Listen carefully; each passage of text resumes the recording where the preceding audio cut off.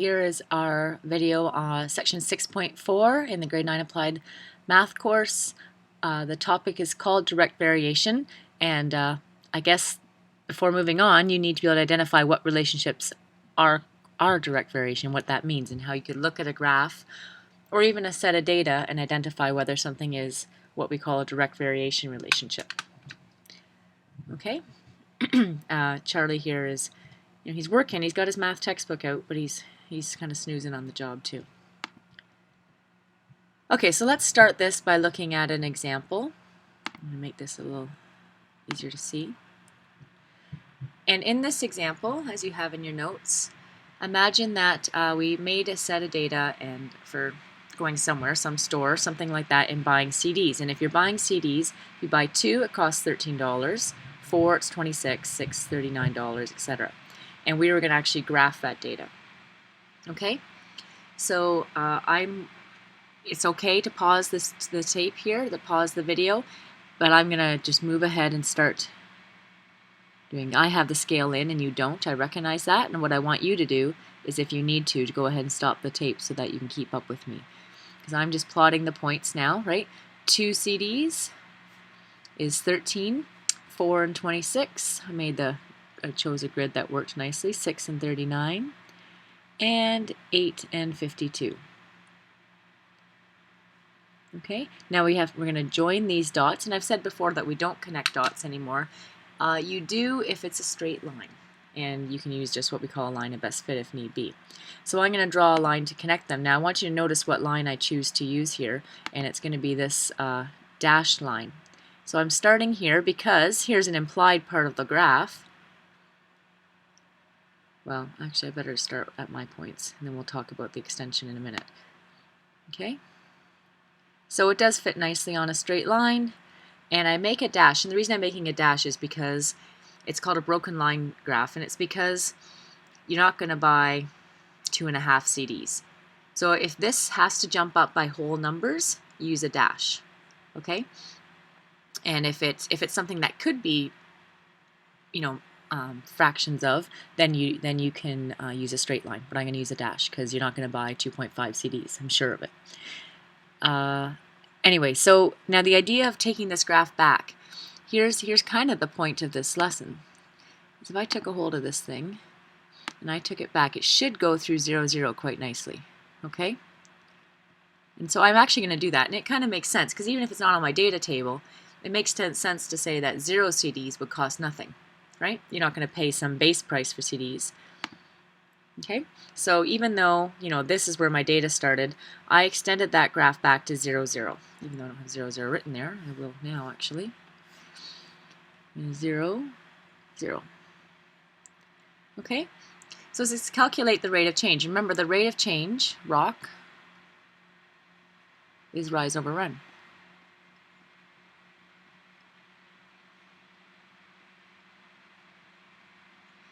So to do that, I could take my whole set of data and say, well, here's my rise.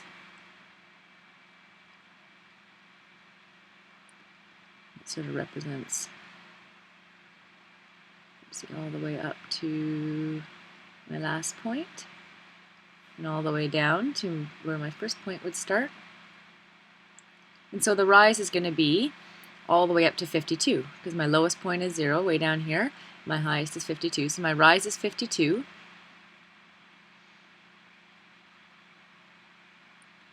Dollars, so I could put dollars there. And my run, so I'm starting here, and it goes all the way across to 8. So my run is 8. And all that's saying, really, you can see that here.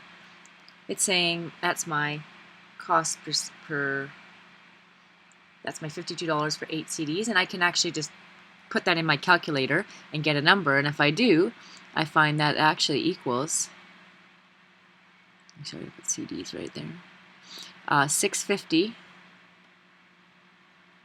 per CD. That's my rate of change. And if I looked at it and I said, okay, right here, this point here would be between 0 and 13. That point there would actually be 6.50. And what that means is when I go up 1 CD, right, 1 CD is 650. So rate of change represents how much each single CD costs. Now it says how much would it cost to buy 17.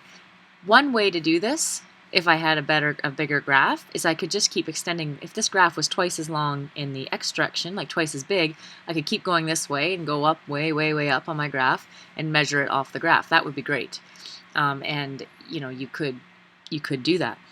The way that I'm going to do it is say, well, if 1 CD, I'm going to use my rate of change. If 1 CD costs 650, this is kind of like using ratios, right? If 1 CD costs 650, this is like the unit rate, then 17 must cost 17 times 650. Okay?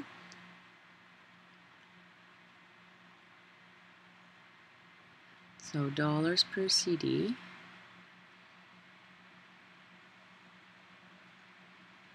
times 17 CDs. Right? You go into the store, you got to buy 17 CDs, each one costs $6.50. That gives you a cost of, let's figure it out. Put that one in my calculator, 110 bucks, 110.50. Okay? So you can use the rate of change quite easily, especially in a direct, what we call, this is a direct variation relationship, to figure out, the cost for 17 CDs. Now I say this is direct variation, and this is why. It's direct variation because it's a straight line and because it goes through the point 0, 0. And we'll see that in a moment. Again, if I'm going too fast, please feel free to pause the tape, pause the VC, pause your YouTube, I guess, and catch up and re-listen if you need to. Okay, now here it says write a rule for any number of CDs. Well, so let's say let n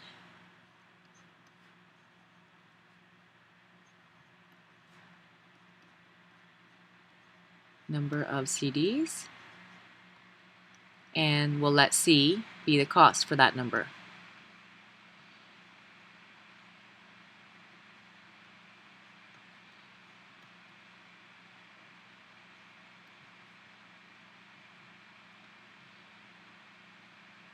The rule is just using the rate of change. The total cost will be the rate of change, which is 650 times n. Okay, and that's the rule. And again, and it's just what we figured out before. If I had 17 CDs, I'd put 17 for n. It'd be 6.5 times 17 gives me my cost. Okay, and so that is a direct variation relationship. And what makes it that, if I was going to describe it, one, it's linear, straight line.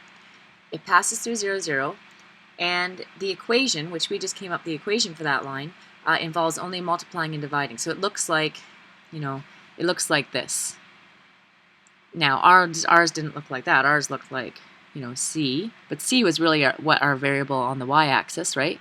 And K is rate of change. Well, right? And N was number of CDs, and that was really our X. That was our X. That's our rate of change. And that was our Y value. So even though we used different, didn't exactly look like that, it was the same form, and there was only multiplying. Okay, right? We multiplied 6.5 times n. There's no adding or subtracting. So just again, basically the same thing again. Properties, the graph is a straight line. The only operations you ever see are multiply and divide, and we'll save the divide. For now, we're only looking at multiplying. And the formula looks like that. And even though ours, wasn't identical to that, it was basically that idea. Okay. So we're going to look at another direct variation relationship. The perimeter of an equilateral triangle varies directly as its side length. What does that mean? Perimeter varies directly as its side length. Okay, well, it's using this term varies directly.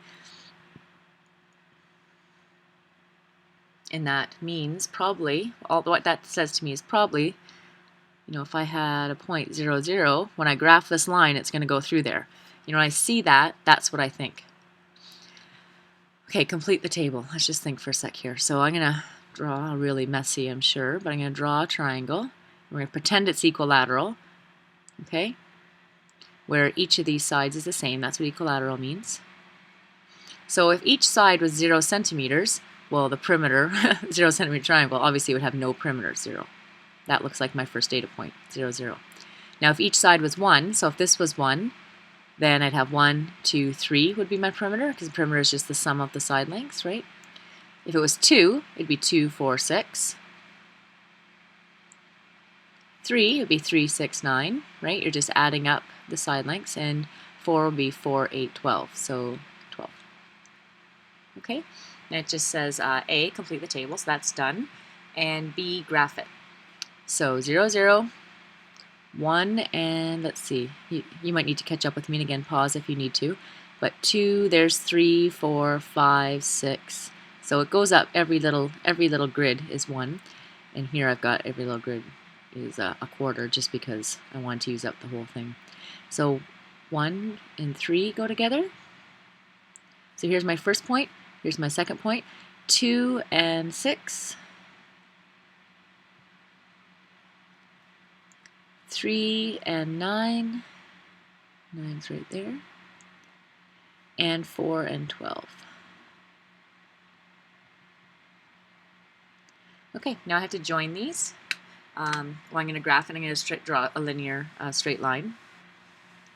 Now, a good question at this point might be, am I going to choose the, here's my line, am I going to choose this one again or this one?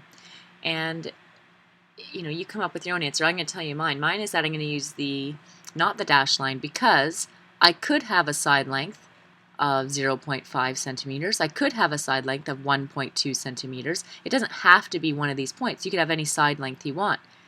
And so because of that, I'm going to use just the regular straight line. It could be anywhere in between. Okay, so unlike the last one where it was topic, oh no, what was it? What was it? What was the last one we did? What were we doing where we did a dash line? Number of CDs, that's right. So unlike the last one where it was number of CDs, you couldn't have, you know, along here, you couldn't have 0.5 CDs, but you could have 0.5 centimeters for a side length. And that's why it's a straight line versus a dash. Anyway, so moving on. So determine the rate of change. So remember, rate of change is rise over run.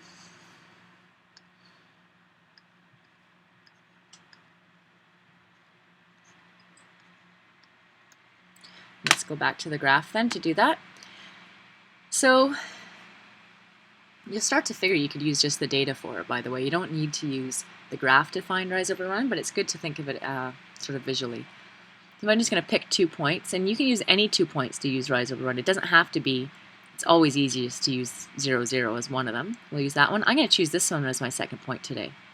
I could do the whole graph, but even if you just choose 2 points, as long as you can measure them accurately off the grid, it doesn't have to be. As long as it's a straight line, you can use any 2 points you want. So I'm going to choose these 2 for my rise and run, and here my rise equals 3.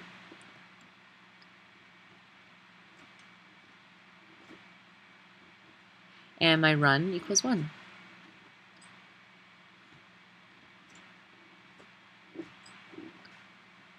Okay, so to calculate rise over run, it's going to be 3 over 1, which is just 3. And it's 3 centimeters. Every 3 centimeters in perimeter to 1 centimeter in side length. So rate of change just is, you know, I can just say that's just equal to 3 then. Okay? So write a rule. So we'll let to determine the perimeter when you know the side lengths. We'll let, let's make a let statement. Let P be equal perimeter.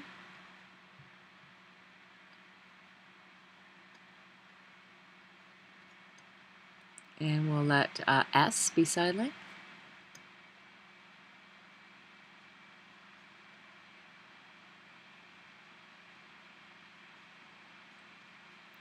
So we can say perimeter is going to be the rate of change, 3 times the side length. That's it.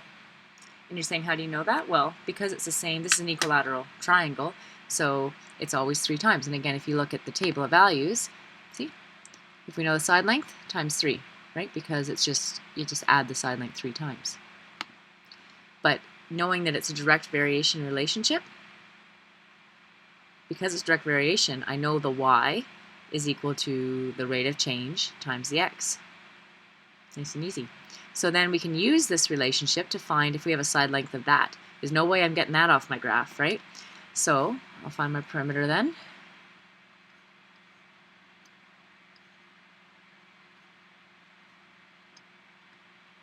Times, I'm using brackets to represent times. Oh, I did that wrong. I wrote it backwards. You can write multiplies backwards, but I should have written it the way it was in the equation. 3 times 342.5. My bad. It is the same thing. I'm not going to erase that because it's not inaccurate, but we can figure out what that is. I'll use my calculator for that one too. 342.5 times 3 is 1027.5. And it would be centimeters, right? So the perimeter, and again, think about it, makes sense. If I told you you had a triangle that all had the same length, right? Sides, and each side length was 342.5, the perimeter would just be this plus this plus this. You would add them. Well, using the idea of direct variation, you realize that's just 3 times. Okay? Okay, one more example. Which of these graphs represent direct variation? And so the properties of direct variation has to be a straight line, and it has to go through 0, 0. So not a straight line, so forget it. Not straight. This one doesn't go through 0, 0, right? It'd have to go through this point, so no. And this one, though, good, because it goes through 0, 0, straight line. This one as well, right? Now it's a dashed relationship, but it doesn't matter. It's a straight line, goes through 0, 0. So those two do represent direct variation. Those two do not. Okay, so to start working on the assignment, I'll pause the tape here, and you're going to pick up again with me where you see this example on video. Okay, that'll be the next video.